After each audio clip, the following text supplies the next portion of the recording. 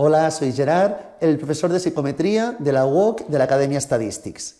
Antes de empezar el curso como tal, os quería comentar un par de aspectos sobre el funcionamiento del mismo. En primer término, indicaros que este curso básicamente se realizará todo de forma online, mediante clases grabadas como esta que ahora mismo estáis visualizando y también clases en directo que se realizarán con la plataforma Google Meet. Las clases grabadas tendrán toda la información correspondiente a la teoría de la asignatura, todo lo que es necesario para poder resolver esta segunda PEC. Y luego, en la clase en directo, que se hará, repito, con la plataforma Google Meet, resolveremos toda la información correspondiente a la PEC, además de todas aquellas dudas que os vayan surgiendo a medida que visualicéis los vídeos y leáis los apuntes. Además de ello, el mismo día del inicio del curso, creamos un grupo de WhatsApp donde podéis preguntarme cualquier aspecto que tengáis sobre la asignatura, dudas del curso, dudas de teoría, alguna duda sobre la PEC, lo que sea, ¿de acuerdo? Y también os enviaré un dossier como este por el grupo de WhatsApp. El dossier deberéis imprimirlo para poder seguir bien el curso, ya que todo el tiempo iré haciendo referencia a páginas y ejercicios que se encuentran en el dossier. Este dossier, por lo tanto, es primordial, principal, para hacer un buen seguimiento del curso. Y repito, posteriormente, en la clase en directo que realizaremos todos juntos, resolveremos toda la PEC con todos los ejercicios correspondientes a este año, ¿de acuerdo? Una vez dicho esto, empezamos ya con el curso como tal.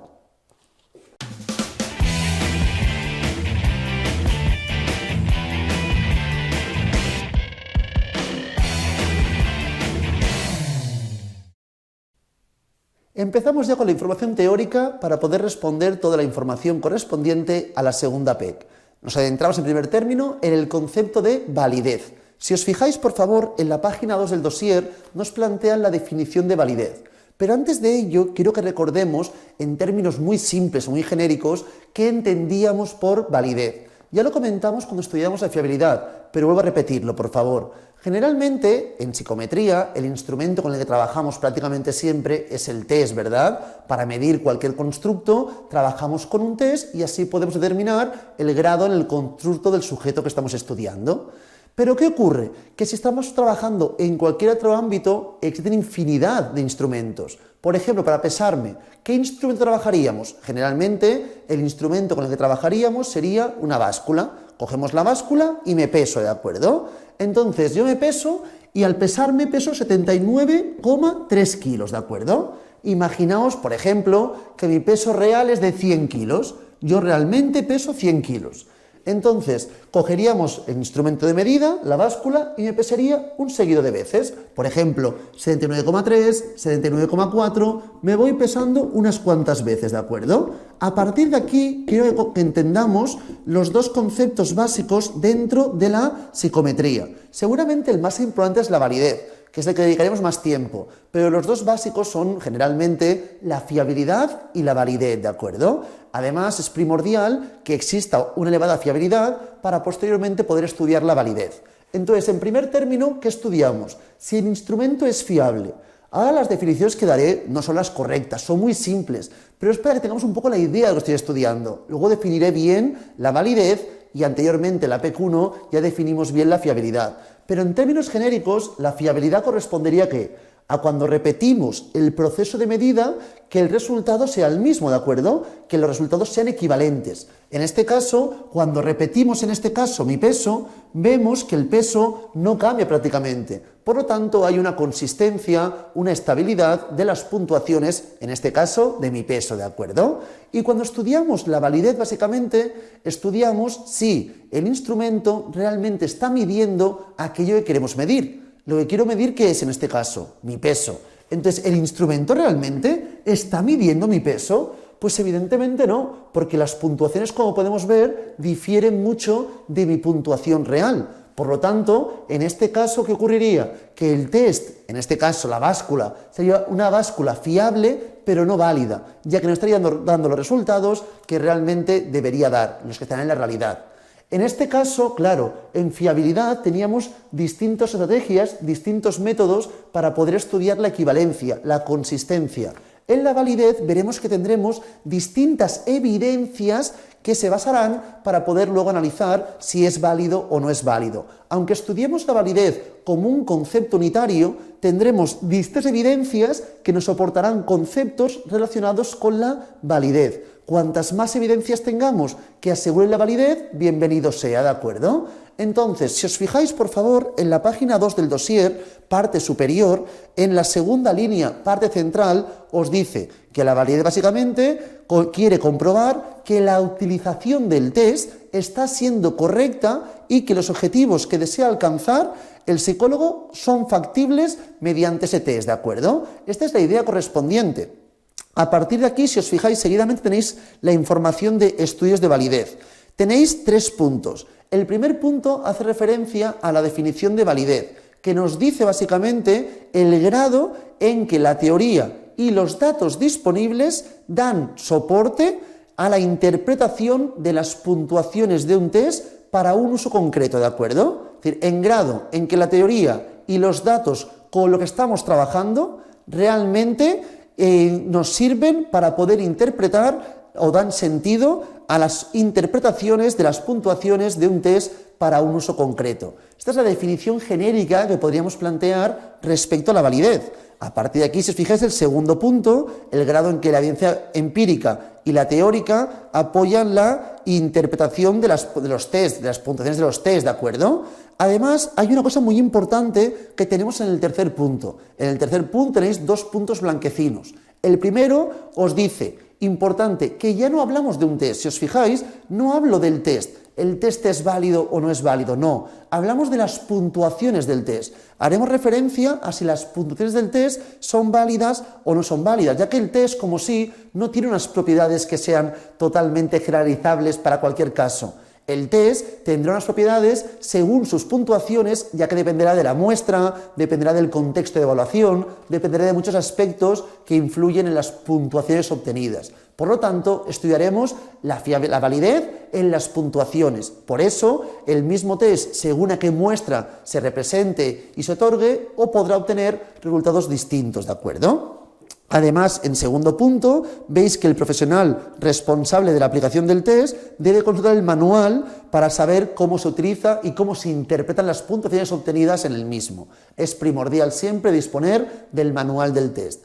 A partir de aquí, os lo comentaba, aunque estudiemos como un concepto unitario la información de la validez, que eso es primordial, estudiar la validez no en las diferentes evidencias, sino como concepto unitario, voy a analizar qué evidencias tenemos para poder llegar a estudiar el concepto unitario de la validez.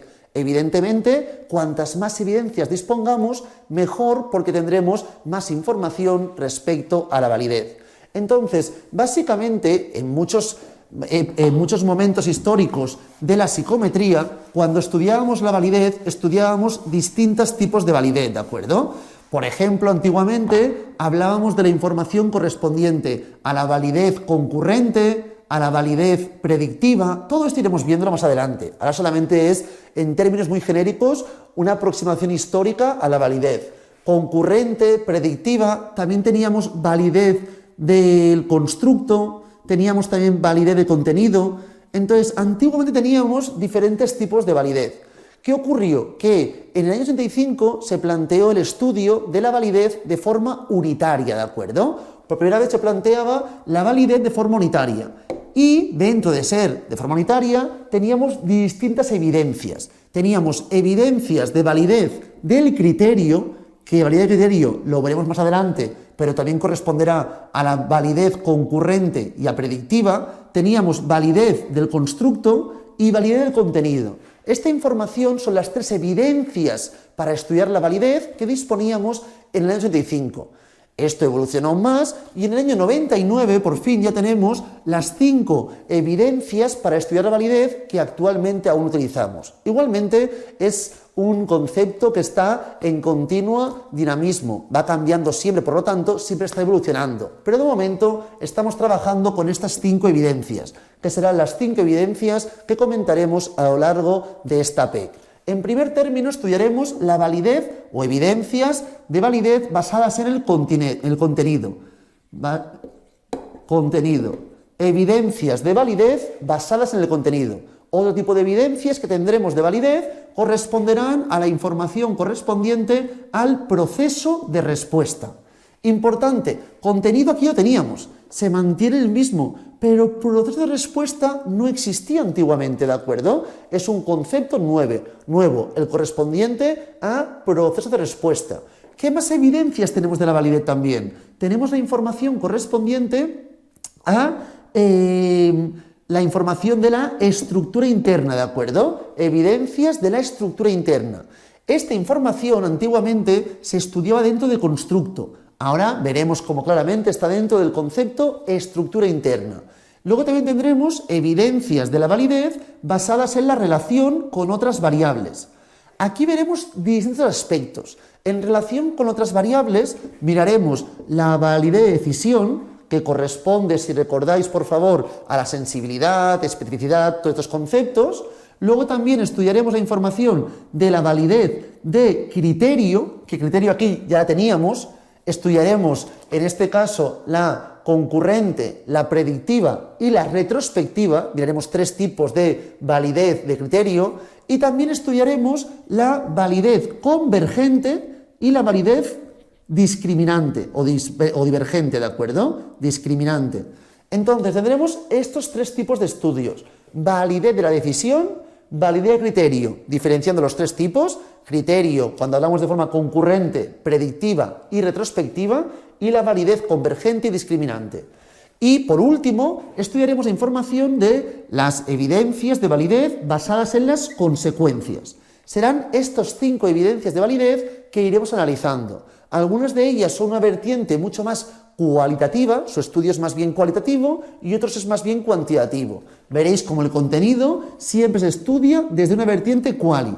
Proceso de respuesta generalmente, mayoritariamente es quali, aunque veremos alguna parte un poco cuantitativa. La estructura interna, que se estudiará a partir del análisis factorial. Específicamente, nosotros trabajaremos con el análisis de componentes principales, que es un tipo de análisis factorial. Este es únicamente cuantitativo. Trabajaremos toda la información desde una vertiente cuantitativa. La relación con otras variables, en todos los casos, también corresponde a una vertiente cuantitativa, ¿de acuerdo? Esta era quanti también. Y por último, la consecuencial será más bien quali. Entonces tendremos 3 estudios más bien cualitativos y 2 más bien cuantitativos. Iremos analizando toda la información. Antes de analizar uno a uno cada uno de ellos, tenemos en la parte inferior de la página 2 unas definiciones muy simples que vamos a comentar antes de nada. En primer término, cuando hablamos de contenido, básicamente, estudiamos que los elementos, es decir, los ítems que forman el test, sean relevantes y representativos del constructo que estamos estudiando. Los elementos, los ítems, deben ser relevantes y representativos del constructo estudiado. Luego explicaré cómo se analiza esta información.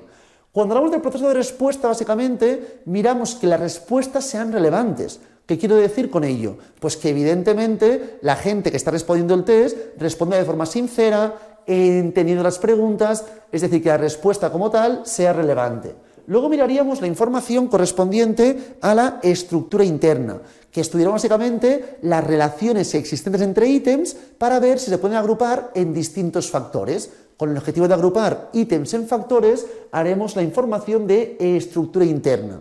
Luego también lo explicaremos. Relación con otras variables. Aquí básicamente estudiaremos las relaciones empíricas que mantiene el test con variables externas, ¿de acuerdo?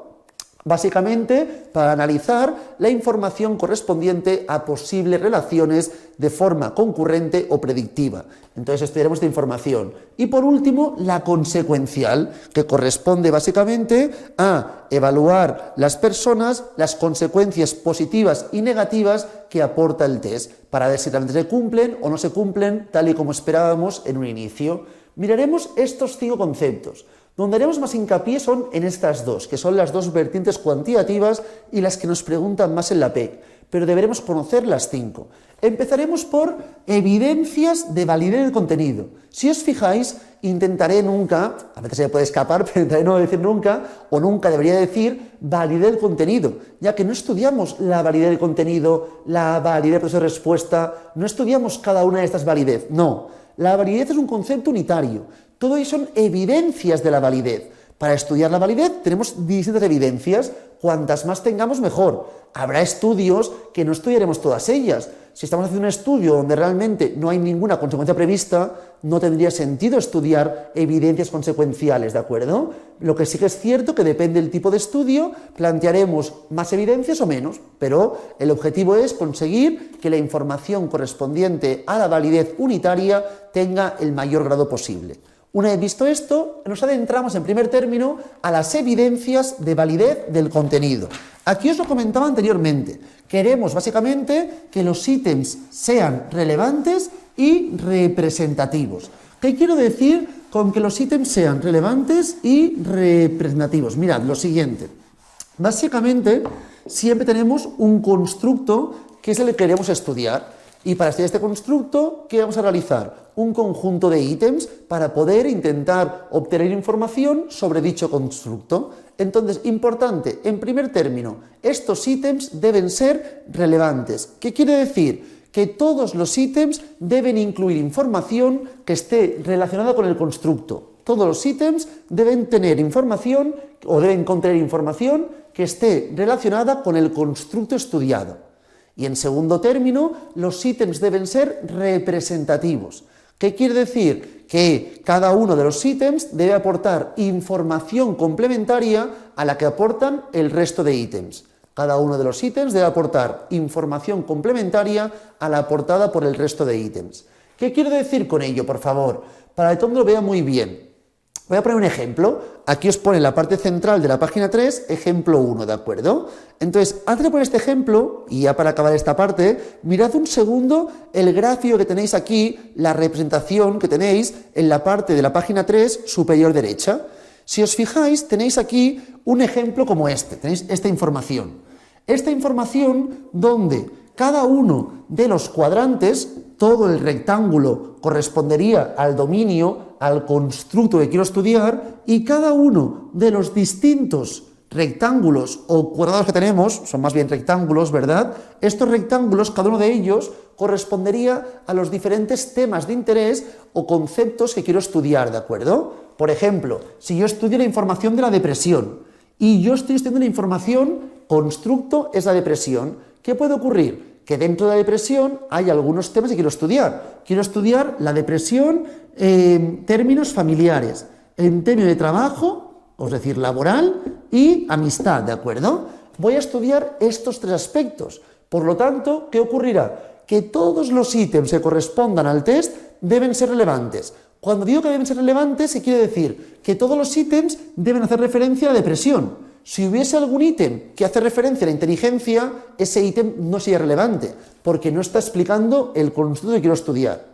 Y además de ello, si yo quiero estudiar estos tres temas de interés, ¿qué ocurre? Que debo tener un conjunto de ítems que hagan referencia a la familia, otro conjunto que hagan referencia a aspectos laborales y otro conjunto de ítems que hagan referencia a la amistad, ¿de acuerdo? Si tuviésemos que todos los ítems hacen referencia solamente a la familia, ninguno a laboral y ninguno a la amistad, tendríamos un problema, que es que faltaría representatividad, porque todos los ítems serían el mismo tipo de información, no tendríamos ítems de los distintos temas de interés. Entonces aquí tenemos la información de todo el constructo, que es todo el rectángulo, y cada uno de los rectángulos son los temas de interés. Por lo tanto, los círculos que tenéis aquí representados corresponden a los ítems. ¿Qué queremos, por favor? Que todos los círculos se encuentren dentro de este espacio. Si hubiese algún círculo por aquí, este ítem no sería relevante, ya que sería un ítem que no hace referencia al constructo estudiado. Y además queremos que todos los ítems sean representativos. Si todos se encontrasen aquí, tendría un problema. ¿Por qué? Porque faltaría representatividad. Evidentemente, todos los ítems serían relevantes, porque hacen referencia al constructo estudiado, pero no todos ellos serían representativos, porque hay muchos temas de interés que no estarían estudiados a partir de los ítems. Por lo tanto, si miráis el ejemplo que tenemos en la página 3, parte superior derecha, el ejemplo de la izquierda, ¿qué faltaría? Faltaría representatividad. porque uno de los temas de interés, como podéis ver, no tiene ningún ítem. Tendríamos algo como esto, una información así, pero aquí ninguno. Por lo tanto, un tema de interés, faltarían ítems, por lo tanto, faltaría representatividad. Y en el de la derecha, ¿qué faltaría? Relevancia, porque vemos que algunos de los ítems se encuentran fuera del constructo estudiado, del dominio del constructo. Por lo tanto, ¿qué ocurriría? Que faltaría relevancia, ¿de acuerdo? Faltaría relevancia. Un ejemplo que quería comentar antes, el ejemplo 1, ¿cómo funcionaría? De la siguiente forma, mirad. Imaginaos que yo quiero estudiar vuestro conocimiento en validez, ¿de acuerdo? Os hacen una prueba de síntesis para estudiar únicamente la información correspondiente a vuestro conocimiento en validez. Por lo tanto, aquí deberíamos tener la información de ítems sobre las diferentes evidencias de validez, ¿de acuerdo? Basadas en contenido, basadas en proceso de respuesta, basadas en estructura interna, relación con otras variables y consecuencial. Queremos que haya ítems que hagan referencia a todos estos temas de interés. Evidentemente, cuando comento que quiero ítems que hagan referencia a cada tema de interés, no estoy en ningún momento indicando que debe ser el mismo número de ítems. Si es más importante para mí ítems acerca de la estructura interna, habrá un mayor porcentaje aquí, porque hay más preguntas plausibles. Pero eso no quiere decir que no estén todos representados. Todos los temas de interés deberían estar representados. Entonces, básicamente, si creemos, por ejemplo, que del examen el 30% de la nota debe ser estructura interna y solo el 10% debe ser contenido, si tenemos 10 ítems, un ítem sería de contenido y 3 ítems de estructura interna, pero todos los temas de interés deberían estar bien representados. Para plantear esta información, ¿cómo se realiza? No es cuantitativa, como he dicho, esta vertiente. Es una vertiente que se estudia de forma cualitativa. ¿Y cómo se hace? De la misma forma siempre. Generalmente cogemos a un grupo de jueces expertos. Planteamos un conjunto de jueces expertos. En el ejemplo de validez, podríamos trabajar con profesores vuestros de la UOC, ¿de acuerdo? Cogemos a un conjunto de profesores. ¿Y estos profesores qué hacen? Van a indicar cada uno de los ítems a qué tema de interés corresponde. Si tenemos estos 5 temas de interés, plantearemos el primer ítem, ¿dónde lo planteamos? En contenido, o aquí, o no hace referencia a ninguno de ellos. Entonces, planteamos esto, los diferentes jueces expertos aparean los diferentes ítems con los temas de interés para comprobar que todos los ítems hagan referencia a alguno de los temas de interés y que todos los temas de interés se encuentren bien representados, ¿de acuerdo? Esta es la función que se hace desde una vertiente cualitativa. Y así, si algún ítem no fuese relevante o tuviésemos falta de ítems representativos por alguno de los temas, ¿qué haríamos? Crearíamos y eliminaríamos ítems para poder tener la número o el test definitivo con los ítems que realmente sean relevantes y representativos. Estas es unas evidencias de la validez que generalmente se deben estudiar y siempre, repito, desde una vertiente cualitativa. Una vez visto esto, vamos al segundo. El segundo tipo de evidencias de validez hace referencia al proceso de respuesta. Así como validez de contenido ha existido siempre y siempre se ha estudiado prácticamente si realmente los ítems sean relevantes y representativos, ya que es algo bastante importante que estudiar, ¿de acuerdo? ¿Qué ocurre? Que el proceso de respuesta era algo que no se estudiaba hasta hace muy poco tiempo. Pero quiero que veáis lo siguiente, por favor. Cuando estoy estudiando la validez, que en términos muy genéricos, muy simples, es cuando realmente el instrumento, el test, me aporta la información de la realidad, evidentemente, únicamente estudiando evidencia de contenido no sería suficiente. Imaginaos, por ejemplo, que hago un examen. Mi conocimiento real de psicometría es un 2. Yo tengo un conocimiento de 2, ¿de acuerdo? Pero mi amigo Juan tiene un conocimiento de 8. Entonces, yo voy al examen, el examen está genial hecho, tiene todas las evidencias perfectas el examen, ¿de acuerdo? Contenidos, estructura interna, todo está muy bien planteado, todo. Pero llego al examen y yo en el examen me copio de Juan. Si yo me copio de Juan, ¿qué ocurrirá? Que yo obtendré un 8 si Juan realmente ha hecho un examen según su conocimiento. Si obtengo un 8, este 8 no corresponde a mi puntuación real, que debería ser un 2. Por lo tanto, ¿qué ocurre? Que es tan importante las evidencias de validez de la creación del instrumento y diferentes aspectos que luego veremos, como también lo es el momento de la respuesta del test. Eso es fundamental, ¿de acuerdo? Entonces, el proceso de respuesta básicamente se basa en que la respuesta debe ser relevante. ¿Qué quiero decir con que la respuesta debe ser relevante? Pues básicamente que el proceso debe corresponder, el proceso de respuesta, que las respuestas lo sean. Y cuando hablamos de que sean relevantes, depende básicamente de unos otros aspectos. Por ejemplo, depende del interés de la persona. Si a mí me hacen un test para estudiar, por ejemplo, mi personalidad y yo respondo a desgana o sin pensar, evidentemente el interés estará comportando un resultado que no corresponderá al mío real. Además del interés, también es importante la sinceridad. Si no soy sincero, si me copio de otra persona, si me copio o respondo por deseabilidad social, todo ello repercutiría en un sesgo en la puntuación obtenida. Y también, evidentemente, es algo importante la capacidad para entender los ítems. Será primordial que yo pueda entender los ítems para responder de forma adecuada. Si hago, por ejemplo, un test para saber el conocimiento o la personalidad, más sencillo, la personalidad, y utilizo un léxico muy complejo para ciertas personas muy jóvenes, por ejemplo, puede ser que no lo entiendan. Por lo tanto, eso repercutiría en un sesgo del resultado. Es decir, que aquí el objetivo, en este caso, en proceso de respuesta, es analizar que las respuestas realmente sean relevantes. Para estudiar esto hay diferentes factores que pueden afectar a la respuesta, que son los que tenéis en la parte inferior de la página 3, ¿de acuerdo?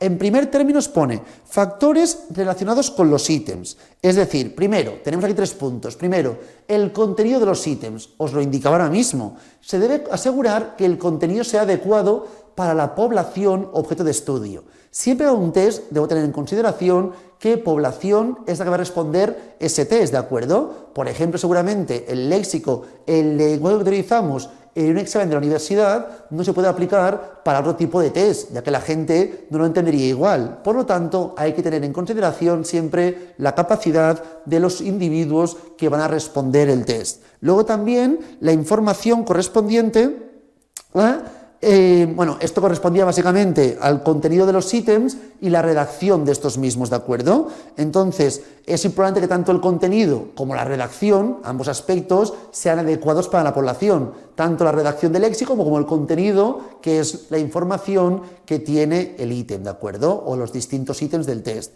Y luego también tenéis la validez aparente del ítem. Aquí es muy importante que cuando estoy estudiando los conocimientos, que diferimos de cuando estudiamos la personalidad. Cuando estudiamos los conocimientos es básico que las personas que responden el test consideren que esos ítems servirán para poder estudiar sus propios conocimientos. Por ejemplo, si en un examen de psicometría me preguntan ítems y todos llegamos a la concordancia, todos coincidimos que realmente esos ítems no son los más adecuados para estudiar psicometría, seguramente ahí no habría validez aparente, ya que los ítems no estarían explicando lo que consideramos todos que deben ser explicados, ¿de acuerdo? En cambio, cuando hablamos de personalidad, no queremos eso, queremos lo contrario. Queremos que las personas a veces no sepan qué es lo que tienen que responder, que no sepan qué es lo que quieren estudiar o que estamos estudiando. Por ejemplo, si yo hago un test de personalidad para saber su agresividad, en principio es algo malo ser agresivo. Por lo tanto, puede ser que la gente, si saben que estamos haciendo el test para estudiar la agresividad, respondan no por aquello que realmente son, sino por lo que es la deseabilidad social, lo que socialmente es aceptado, lo que socialmente es deseado. Por lo tanto, esta forma de responder los diferentes ítems podría comportar un sesgo en la puntuación. Por lo tanto, cuando hablamos de personalidad, es fundamental o es recomendable que los individuos no sepan qué uso, qué utilidad tendrá ese test para que sus respuestas no estén condicionadas. En cambio, como bien decía anteriormente, con el ejemplo de psicometría, cuando hablamos de conocimiento, es básico, es fundamental que sí conozcan, ¿de acuerdo? Que sí sepan lo que estamos estudiando para que ellos mismos le otorguen una validez aparente al ítem, ya que estará haciendo referencia al constructo que debemos demostrar nuestro conocimiento. Luego tenemos factores relacionados con la respuesta a los ítems, ¿de acuerdo? Aquí tenemos básicamente dos opciones. La segunda os pone las instrucciones, evidentemente.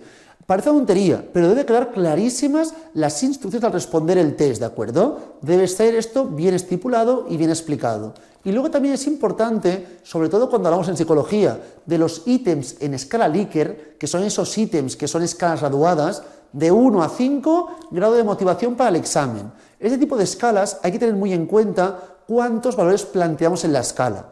A veces pensamos que cuantos valores mejor, que si plantea una escala de 1 a 15 es mejor. Pero claro, no siempre es mejor, dependerá de los individuos que trabajemos, dependerá de la capacidad de los individuos, de muchos aspectos. Generalmente lo más recomendable es de 1 a 5, para simplificar la información, y siempre números generalmente impares, para tener un centro. Si planteo de 1 a 5 y me preguntan grado de motivación para cualquier cosa, sé que el 3 es el centro. 3 es centro, 5 es mucha motivación y 1 nada. A partir de aquí podemos puntuar, ¿de acuerdo? Otra opción es trabajar con 7, sería de 1 a 7, lo mismo en este caso, ¿de acuerdo? Tendríamos un centro y las diferentes puntuaciones. Se puede también plantear, por ejemplo, de 1 a 10. 1 a 10 es más complejo, porque a veces de un 6 a un 7 la diferencia es un poco ambigua y subjetiva de estudiar. Si, por ejemplo, hablamos de gente que está muy relacionada con ámbito académico, a lo mejor no le cuesta mucho puntuar de 1 a 10, pero con gente que está poco relacionada con el ámbito académico, puede que le cueste más puntuar de 1 a 10, ¿de acuerdo? Entonces, en ese sentido, hay que vigilar mucho cuántas alternativas ofrecemos a cada respuesta. Muchas veces es más cómodo simplificar, plantear de 1 a 5, más simple y más rápida la información. Y luego tenéis también factores relacionados con las personas, ¿de acuerdo? Evidentemente hay un montón de características personales que pueden influir, pueden determinar en las respuestas del cuestionario. Aquí tenéis la capacidad lectora, intelectual y así progresivamente.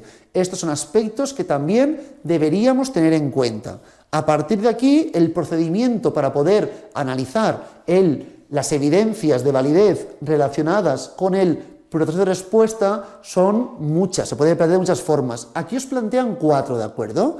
Una opción sería básicamente plantear una entrevista. Cuando hablamos de la entrevista, básicamente hablamos de las distintas estrategias que han utilizado los individuos para poder responder a los ítems del test, ¿de acuerdo? No confundamos esto con las entrevistas cognitivas, que están interesadas más bien en comprender a la persona en cómo han respondido el test. Básicamente, analizar si comprendían los ítems, qué aspectos relevantes han utilizado para poder responder los distintos ítems, toda esta información.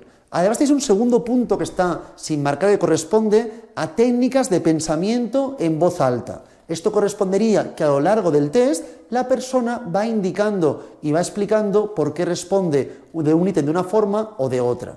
Y por último tenemos también el cuarto y último punto, técnicas más bien cuantitativas que utilizamos muy poco dentro de este ámbito, pero se podrían utilizar, que son, por ejemplo, patrones de respuesta. Imaginar que alguien siempre responde 4, 4, 4 en un test de personalidad. Ve que fluctúa de 1 a 5 la puntuación y considera que lo deseable socialmente es puntuar 5. Pues puntea todo a 4 para no destacar mucho, pero que parezca una persona relativamente normal en el sentido, desde lo que la persona considera que sea deseable socialmente. En ese sentido, ¿qué ocurriría? Que si alguien marca todo el tiempo la misma puntuación en cada ítem, podremos plantear, por ejemplo, ítems inversos o ítems indirectos para ver si la persona responde pensando o sin pensar. Si yo planteo un ítem indirecto, un ítem inverso, y la persona continúa respondiendo 4, es que no está leyendo, está respondiendo todo por responder, ¿de acuerdo?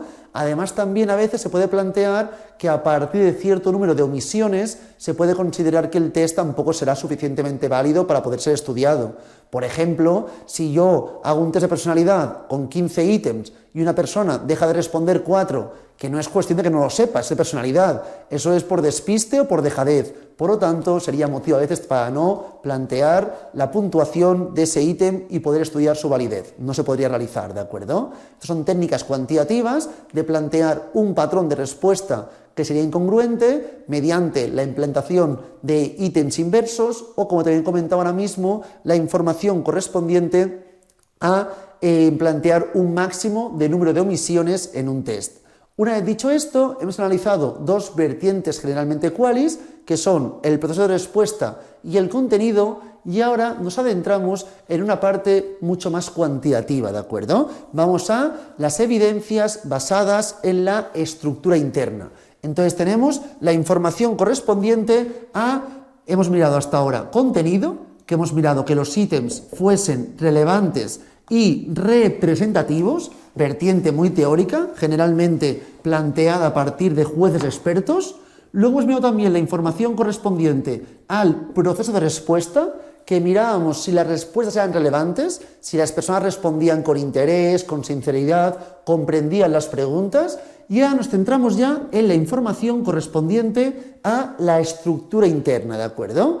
Para estudiar esto trabajaremos el análisis factorial. Existen infinidad de posibles estudios correspondientes a análisis factorial. Nosotros nos centraremos en el análisis de componentes principales, que es uno de los posibles estudios de análisis factorial, pero repito, hay infinidad de ellos. Nos centramos en este porque es el que explican en clase, pero se podrían centrar en cualquier otro. Explicamos esta información. Esta información es muy práctica, es decir, con muchos números, pero no se debe calcular, será más bien entender, ¿de acuerdo? Luego en la PEC sí que tendremos que calcular algunos valores, pero es más bien entender el concepto en primer término. Entonces, ¿el objetivo cuál es? El siguiente, mirad, cuando estamos trabajando un análisis de componentes principales, disponemos de toda la información de un conjunto de ítems. Entonces, ¿qué voy a hacer? A partir de este conjunto de ítems, para simplificar la información y poder estudiarla más rápido y más cómodo, intentamos agrupar los ítems en factores. Los que sean un factor, solución unidimensional, o más factores, solución multidimensional, ¿de acuerdo? Entonces el objetivo será agrupar los ítems en factores. ¿Con qué objetivo? Repito, para simplificar y poder interpretar más rápidamente la información. Por ejemplo, en el examen vuestro, imaginaos un examen de psicometría, la prueba de síntesis y psicometría, me lo invento ahora mismo, Imaginaos que está formado por 50 ítems, tenéis 50 ítems, 50 preguntas que son A, B, C, D, ¿de acuerdo? Con distintas alternativas, respuesta seleccionada. En este caso, ¿qué ocurriría? Que si a mí me viene Juan y me dice, mira, este es mi examen, y me empieza a comentar cada uno de los diferentes ítems. Claro, tendré mucha información, miraré qué ítems ha fallado, qué conocía más, qué llevaba mejor, qué llevaba peor, podré saber toda la información respecto a su conocimiento real de la asignatura, pero es una pérdida de tiempo tener que analizar de cada individuo toda la información. Entonces, a mí Juan me viene y me dice, mira, he sacado en el examen un 8, suficiente, no sé si domina más la información de fiabilidad o validez, eso no lo sé, puede que fiabilidad lo lleve muy mal y muy en validez, pero yo sé que su conocimiento general de psicometría es más que aceptable, ya que tiene un 8, ¿de acuerdo? En ese sentido, por lo tanto, ¿qué me aporta de información la prueba de síntesis? Una puntuación. Me aporta una idea mucho más genérica, mucho más simple, pero mucho más rápida de interpretar. Este es el objetivo, y dentro de la psicología, cualquier test, o la gran mayoría, generalmente se pueden agrupar los ítems en distintos factores. Antes hablaba de la depresión. Imaginaos que yo hablo de la depresión y me sale que la puntuación mía de depresión, si fluctúa la puntuación, es un ejemplo ahora mismo, de 0 a 40 y a partir de 30 es persona depresiva, por ejemplo, obtengo un 28. Entonces, claro, podríamos decir, vale, yo no soy depresivo, pero también es cierto que puedo estudiar los distintos factores. A lo mejor no tengo depresión haciendo referencia en términos genéricos, no tengo depresión en la familia ni con los amigos, pero sí en el ámbito laboral. Por lo tanto, podemos plantear los distintos ítems, agruparlos en factores. Por ejemplo, si uno habla de los abuelos, otro de los hijos, otro de los padres, de los hermanos, de la pareja, pues todo esto podrá agruparse en un factor que será el factor familia. Luego lo mismo, podré agrupar otros ítems que hagan referencia al trabajo, ámbito laboral y así progresivamente. Esto muy importante, no lo haremos a ojo nosotros mirando, vale, pues esto es la de esto, esto es la de esto, no. Esto sería más bien contenido. Si recordáis, cuando estudiábamos evidencias de validez basadas en el contenido, eran los jueces expertos los que indicaban a qué factor, a qué tema de interés correspondía cada ítem. Aquí no, aquí será el programas informáticos, los puede de la mano, pero es una locura, generalmente programas informáticos que a partir de la relación existente entre ítems, de la relación que tengan estos ítems, me los van a agrupar y agruparán un conjunto de ítems en el factor 1. Luego yo posteriormente diré, vale, ¿qué ítems forman el factor 1? Este y este. ¿Y esto qué habla? De los hijos, hermanos, padres, pareja y abuelos. Por lo tanto, yo le dominaré factor familia, pero será el mismo ordenador que a partir de la relación entre los diferentes ítems me agrupará a ellos en distintos factores. Entonces podemos tener un diseño unidimensional donde todos los ítems se agrupen en un factor o un diseño multidimensional, donde los ítems se agrupen en distintos factores. No siempre se podrán agrupar ítems en factores, a veces no podrá ser, pero el objetivo es poder agruparlos, los ítems, en factores para simplificar la información. Importante, cuando paso de esta información de todos los ítems a los factores, estaré perdiendo información, siempre pierdo información. Os planteo el ejemplo, yo tendré mucha más información de Juan si dispongo los 50 ítems que si tengo la puntuación global o el factor validez, fiabilidad tal. Por mucho que yo sepa de Juan cuál es su puntuación en fiabilidad y en validez, no sabré si dentro de validez sabe más de evidencia de contenido que de estructura interna. No podré saberlo. Entonces, ahí, evidentemente, si yo dispongo de todos los ítems, tendré la máxima información posible, pero es mucho más laborioso y mucho más lento. Para simplificar, trabajaremos con factores, aunque ello comporte perder cierta información respecto a la disponibilidad de todos los ítems. Una vez dicho esto, vamos a centrarnos en cómo realizamos este estudio. Mirad, empezaremos realizando un ejemplo de un diseño unidimensional. Cuando digo unidimensional, quiere decir que todos los ítems se podrán agrupar en un solo factor, ¿de acuerdo? Ahora mismo, más que el estudio en concreto, me importa que entendamos los distintos conceptos que ahora mismo iré explicando. Mirad, aquí tenéis, os pone variable y os pone en este caso factor 1, porque tenemos un solo factor. En el supuesto que trabajásemos con un diseño, un estudio multidimensional, tendríamos aquí distintos factores, factor 2, factor 3 y así progresivamente. Luego os lo explicaré, pero como máximo dispondremos siempre de tantos factores como ítems. Si yo tengo un test, por ejemplo, formado, en este caso, podéis ver que tenemos 6 ítems, pone ítem 1, ítem 2 y así hasta el ítem 6, ¿verdad? Tenemos 6 ítems. ¿Qué ocurriría? Que como máximo podemos tener 6 factores, donde cada factor haga referencia a un ítem, siendo el objetivo intentar reducirlos en 1 o el mínimo posible de factores. En este caso, diseño unidimensional, solo un factor. Por lo tanto, esto no aparece, como podéis comprobar. Disponemos de la información de las cargas factoriales, que eso aquí tenemos, ¿de acuerdo? Aquí os pone 0,8323 y así progresivamente. Esta básicamente corresponde a la que se denomina matriz de componentes.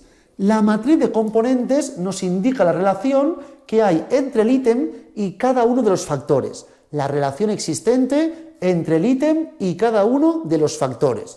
¿El objetivo cuál es? Que cada ítem tenga la máxima relación posible con el factor 1 si queremos agruparlos todos en un factor. Por lo tanto, queremos que estas relaciones sean lo más elevadas posibles en este caso.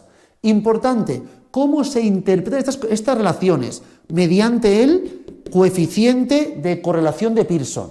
Si recordáis, el coeficiente de correlación de Pearson fluctuaba entre -1 y 1. Por lo tanto, todos los valores de la matriz de componentes fluctúan entre -1 y 1, que se denominan, repito, cargas factoriales y nos indican la relación entre el ítem y el factor, siendo el objetivo que esta relación sea lo más cercana posible a 1, ¿de acuerdo? Así es como planteamos la información correspondiente. También pueden ser todos negativos, pero que no haya positivos negativos, sean todos o positivos o todos negativos, y con relaciones relativamente elevadas.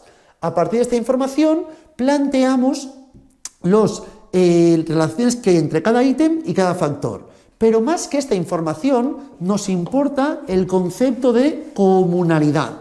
Más que la información correspondiente a la carga factorial, me importa el concepto de comunalidad. Las comunalidades es una pregunta muy recurrente en la PEC, ¿de acuerdo? La comunalidad, básicamente, cuando trabajamos con un solo factor, cuando sea más de un factor cambia, y lo explicaremos adelante. Cuando trabajamos con un solo factor, para estudiar la comunalidad hacemos lo siguiente. Tendremos ítem 1, ítem 2, igual que antes, ¿de acuerdo? Y para buscar la información, cogemos la carga factorial y la elevamos al cuadrado. 0,823 al cuadrado os saldría 0,6928.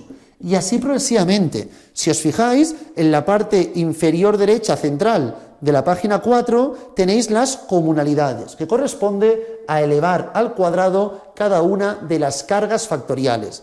Esto es la información cuando dispongamos de un solo factor. Si tuviésemos más de un factor, será un poco distinto, pero lo explicaremos ya en la siguiente clase cuando trabajemos con dos factores.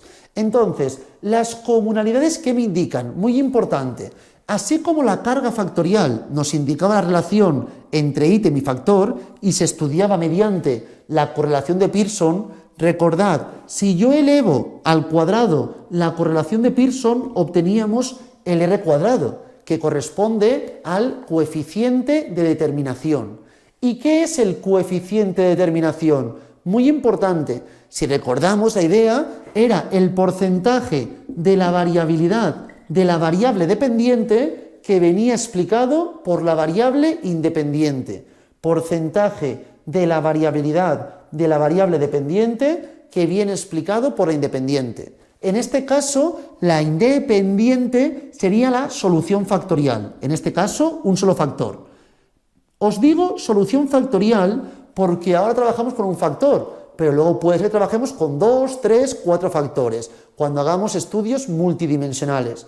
Por lo tanto, estudiamos el porcentaje del ítem en cuestión que viene explicado por la solución factorial. En este caso, repito, al ser una solución factorial unidimensional, hablamos de un solo factor, ¿de acuerdo? En este caso, la solución factorial, que es un solo factor, el factor 1 explica el 69,28% de la variabilidad del ítem 1. El factor 1 explica el 69,28% de la variabilidad del ítem 1. Lo mismo haría con el resto de comunalidades. Por ejemplo, el ítem 4. El ítem 4, pues el factor 1 explica del ítem 4 el 55,79%. Es decir, las variaciones que vienen en el ítem 4, que alguien tenga más o menos puntuación, en un 59,79% viene explicada por el factor 1. Importante, este es el concepto que corresponde a la comunalidad. Para que se vea más claro, en el mismo ejemplo 1 estaba planteando. Yo os he indicado anteriormente, y esto debemos conocerlo, que tendremos siempre tantos factores como máximo como ítems dispongamos. Si disponemos en este caso de 6 ítems, ¿qué ocurriría? Que como máximo tendremos 6 factores. En este caso, el factor 1, si os fijáis, explica el 69,28% del ítem 1. Si estamos trabajando con una sola solución factorial de un solo factor, esta es el factor con el que trabajaremos. Y con este factor explicamos casi el 70% de este ítem. El resto de factores, todo el resto conjuntamente, explicará la parte restante, 100% menos esto, es decir, 30,72%. Esto es lo que se denomina como unicidad, que es el complementario de la comunalidad. La unicidad es el porcentaje de la variabilidad del ítem que no viene explicado por la solución factorial. En este caso, como era unidimensional y hablaba de un factor, es el porcentaje de la variabilidad del ítem que no viene explicado por el factor 1. Evidentemente, ¿el objetivo cuál es? Que las comunalidades sean siempre lo más elevadas posibles, porque cuanto más elevadas sean, quiere decir que la solución factorial explica más del ítem en cuestión y, por lo tanto, el porcentaje que deja de explicar la solución factorial, el porcentaje que estamos perdiendo es el mínimo posible. Si trabajamos con un solo factor, estaremos perdiendo el 30,72% de la información del ítem 1. Y lo mismo podríamos hacer de cada uno de los distintos ítems, ¿de acuerdo? A partir de esta información hay otro concepto que es muy importante, que es lo que denominamos como autovalor. Aquí os fijáis que os pone valor propio, pero es sinónimo de autovalor, ¿de acuerdo? Para conseguir autovalor haremos siempre lo mismo.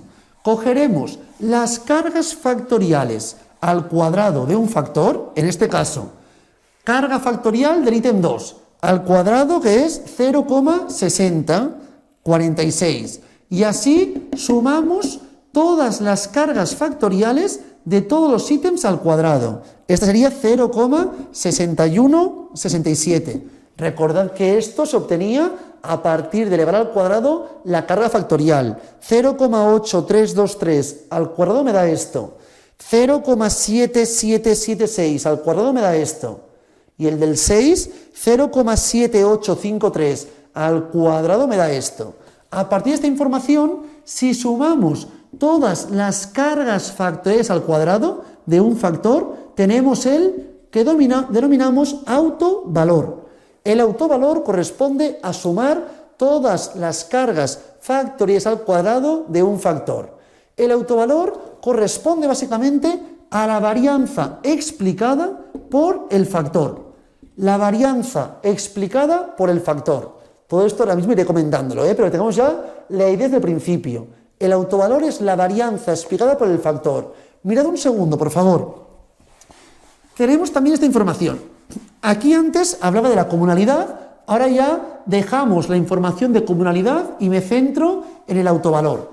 Mirad, tenemos siempre la información correspondiente a la varianza total. La varianza total de un test será siempre igual al número de ítems, ya que consideramos que cada ítem tiene una varianza explicada de 1. Si tengo 10 ítems, la varianza total del test sería 10. Si tenemos 20 ítems, varianza total del test sería 20, y así progresivamente. En nuestro caso, de la página 4, como tenemos en este caso 6 ítems, la varianza total del test sería 6. A partir de esta información, ¿qué hacemos? Tenemos cada uno de los factores, factor 1, factor 2, factor 3, factor 4, 5 y 6 en nuestro caso, porque estamos trabajando con 6 ítems. Por lo tanto, como máximo, disponemos de 6 factores. En este caso, ¿qué ocurriría? Que el factor 1 tendrá una varianza explicada del total. Factor 2 igual, factor 3 igual. Evidentemente, los 6 factores, si los sumamos, si sumamos la varianza explicada del factor 1 más la varianza explicada del factor 2 y así progresivamente, si sumamos todas las varianzas explicadas de todos los factores, deben sumar 6 y sumarían 6, ¿de acuerdo? El objetivo es trabajar con aquellos factores que expliquen el máximo porcentaje de la variabilidad total. Para que lo veáis bien, por favor, id a la página siguiente, página 5 del dossier. Aquí tenéis, si os fijáis, en la tabla superior izquierda, factor. Factor hace referencia a cada uno de los factores. Aquí tenemos, como podéis ver, 6 factores. No quiere decir que trabajemos con los 6, que disponemos como máximo de 6 factores, ¿de acuerdo? A partir de estos 6 factores tenemos la primera columna, que os pone Eigenvalue, que corresponde a autovalor. Primera columna es el autovalor, ¿de acuerdo? En este caso vemos que el primero es 3,42996. 3,42996. Este valor, recordad, lo hemos obtenido a partir de elevar al cuadrado y sumar las cargas factoriales del factor 1, que lo teníamos en la parte central de la página 4. Si cogíamos la carga factorial, la elevaba al cuadrado y sumábamos todos, obteníamos 3,43, que es prácticamente esto, 3,42996. Importante, esta es la varianza explicada del factor 1 sobre la variabilidad total. Lo mismo tendríamos con el resto de factores. Mirad, el 2 es 0,6676. Si sumásemos todas las 6, obtendríamos que es igual a 6. Lo podéis comprobar. Ahora no perderemos el tiempo con eso, pero si sumáis todas, los autovalores os dará igual a 6. A partir de esta información, quiero que veáis el porcentaje de la variabilidad total que viene explicado por el factor 1. Como la varianza explicada es 3,42996, ¿qué haríamos? Para saber el porcentaje de la varianza explicada del factor 1 sobre la variabilidad total, plantearíamos en el numerador la varianza explicada por el factor y en el denominador la variabilidad total. Y todo esto lo multiplicamos por 100. En este caso, la variabilidad explicada por el factor es 3,43 prácticamente. Si esto lo divido entre la total, que es 6, y lo multiplico por 100, obtendremos en este caso el 57,17%. Este es el porcentaje de la variabilidad total que viene explicado por el factor 1. Si trabajamos con un solo factor, tengo que mirar la información de este porcentaje. En cambio, si miráis esta misma tabla que disponemos en la página 5, superior izquierda, si miramos la última columna, os pone cumulative. Cumulative es el porcentaje acumulado. Ahora estamos trabajando con una solución unidimensional, un solo factor. Si trabajamos con un solo factor, solo me importa analizar el porcentaje de la variabilidad total que viene explicado por este factor. Pero si trabajásemos con dos factores, me interesaría ver el acumulativo. Los dos factores conjuntamente, ¿cuánto explican? Si os fijáis, el primer factor explica un 57,17 y el segundo explica un 11,13%. Y en el cumulative me suman los dos, si os fijáis. Los dos primeros factores conjuntamente explican un 68,29%. 68,29% es el porcentaje de la variabilidad total que viene explicado por la solución factorial si trabajásemos con dos factores, que no es el caso, ¿eh? En nuestro lado trabajamos con un solo factor, pero si trabajásemos con dos, diríamos que el porcentaje que viene explicado de la varianza total por la solución factorial sería del 68,29%. Si hubiésemos decidido trabajar con tres factores, si trabajásemos con tres factores, tendríamos que sumarle el porcentaje que explica el factor 3, que es el 10,59. Y nos quedaría, por lo tanto, que el 78,88% de la variabilidad total vendría explicado por la solución de tres factores. Y me diréis, ¿cómo elegimos si trabajamos con un factor, con dos o con tres? De la siguiente forma, muy sencilla. ¿Qué he indicado anteriormente, por favor? Que cuando hacemos cualquier tipo de estudio, la varianza total es igual al número de ítems, porque consideramos que la varianza explicada por cada ítem es igual a 1. Si tenemos 6 ítems, varianza total 6. Si tenemos 10, varianza total 10. Y así progresivamente. ¿Qué ocurre, por favor? Que los factores, trabajaremos con un factor siempre que explique más de lo que explica un ítem por sí solo. Un ítem por sí solo tiene una varianza explicada de 1. Si un autovalor, que es la varianza explicada, es mayor que 1, quiere decir que me explica más de lo que me explicaban de forma individual cada uno de los ítems, y ese factor me interesa. Pero si un factor tiene un autovalor por debajo de 1, quiere decir que explica menos de lo que explicaba un ítem por sí solo. No tiene sentido agrupar ítems en un factor y que este factor explique menos de lo que explicaba un ítem por sí solo. Por lo tanto, solo trabajaremos con aquellos factores que tengan una varianza explicada, es decir, un autovalor mayor a 1. Me fijaré siempre en autovalores y aquellos que sean mayores que 1 será con el número de factores con el que trabajaremos. Por lo tanto, si os fijáis en la tabla superior izquierda de la página 5, vemos que los autovalores, solamente el del factor 1 es mayor a 1, que es en este caso 3,43. El segundo factor ya es 0,6676, ya es menor que 1. Están todos ordenados, de mayor a menor. Por lo tanto, si el segundo ya es menor, el resto también será menor que 1. Es decir, que en este caso la solución factorial idónea sería trabajar con un solo factor, ya que este factor tiene una varianza explicada mayor que 1. Además de eso, también es importante mirar el porcentaje de la varianza explicada por la solución factorial. En nuestro caso, de momento, como es un estudio unidimensional, la solución factorial es un solo factor. Es importante en ciencias sociales que la solución factorial explique al menos el 50% de la variabilidad total. Es decir, si aquí tenemos un factor y explicase solamente el 47%, diríamos que no es suficiente para poder agruparlos en ese factor. Como mínimo debe ser siempre el 50%. En este caso, 57% es suficiente y podríamos indicar que se puede trabajar, se puede agrupar y tiene sentido todos los ítems en un solo factor. Evidentemente, perdemos información, pero explicaríamos el 57,17% de la variabilidad total. Así es como respondemos esta información. A partir de aquí nos falta por mirar la información de las puntuaciones factoriales y luego ya nos adentraremos en la parte más importante de esta vertiente, que es en estudios multidimensionales. Hasta aquí he explicado unidimensional, que es más o menos sencillo.